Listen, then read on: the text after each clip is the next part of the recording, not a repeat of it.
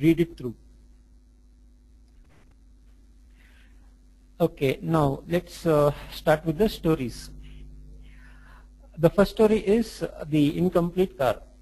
So I will go to, say, my car is Ford Figo. So I go to the Ford dealer and say I will book for a car, and he gives me the date, and I will go on that particular date and ask him whether the car is ready. He will say that, sir, everything is ready, just that painting is not done. You can take it. This is a very, very small story, but it has got a good moral. Sorry. So, as all stories have got moral, so what is the moral of this story? We should always meet customer needs. That means we do something and say that we are done with that work, and if that work does not satisfy the customer needs, it is as good as not done. So we have to make sure that during testing, when we do the testing, we meet the customer requirements, what was the business requirement that he had given, and we do the testing keeping that in mind. The simplest way to do that is to have a testing team as your internal customer. Many times it so happens that the product is given for both development and testing for one single organization itself.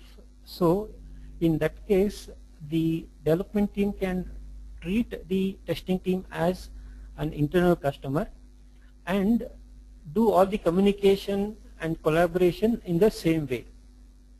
How this will help is that you have a first level customer as your test team. So many of the problems which the end client would have got, the testing team would show it to you, and you can sort out those problems internally.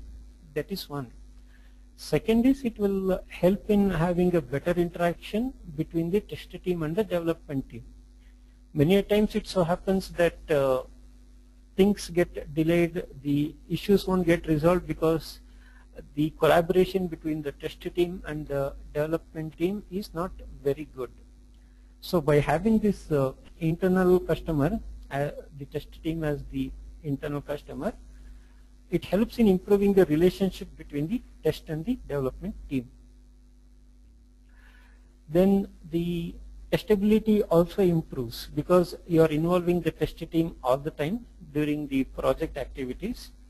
The testers also would be able to come up with scenarios which will cater to the customer needs, customer requirement, and the feedback given by the tester team will help in improving the product. We'll go to the next one. So this is the first story. The moral is that always whatever we do in testing, we should keep in mind the end user, the customer requirement in mind, and we should not come up with our own set of activities and say that we completed that and hence the project completes. We'll go to the next one.